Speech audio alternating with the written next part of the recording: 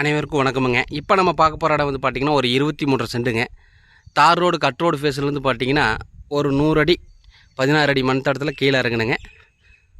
தார் road cut road ஃபேஸுங்க. ஒரு 16 அடி மண் தடத்தில் ஒரு 100 அடிக்கு உள்ள வாக்கப் டிஸ்டன்ஸில் போகணுங்க. 23 சென்ட்டுங்க. தண்ணி பிரச்சனை இல்லாத ஏரியாங்க.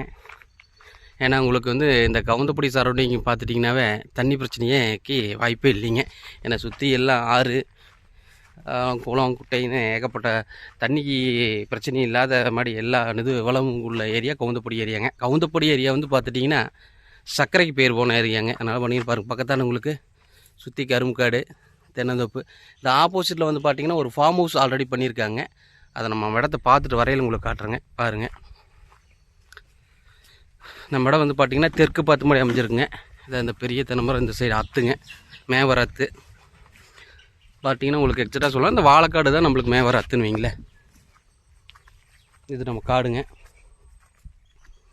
தெற்கு பார்த்த பூமிங்க.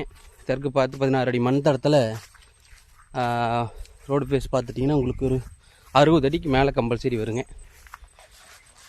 60 அடி 16 மண் தடத்தில் ஒரு 60 அடிங்க.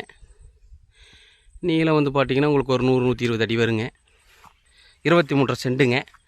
இதுக்கு வந்து பார்த்திங்கன்னா நம்ம லேண்ட் ஓனர் சொல்லக்கூடிய ரேட்டு வந்து பார்த்திங்கன்னா சென்ட் ஒரு 3 ரூபா சொல்கிறாருங்க. நேரில் அதாவது ஃபிக்ஸட் ரேட்டு கிடையாதுங்க. நேரில் வந்து அனுசரித்து பேசிக்கலாம். அருமையான இடமுங்க. அதே மாதிரி ஈசானியில் கிணறு வருதுங்க. வாஸ்துக்கு அற்புதமான இடங்க, சச்சதுரமான இடங்க.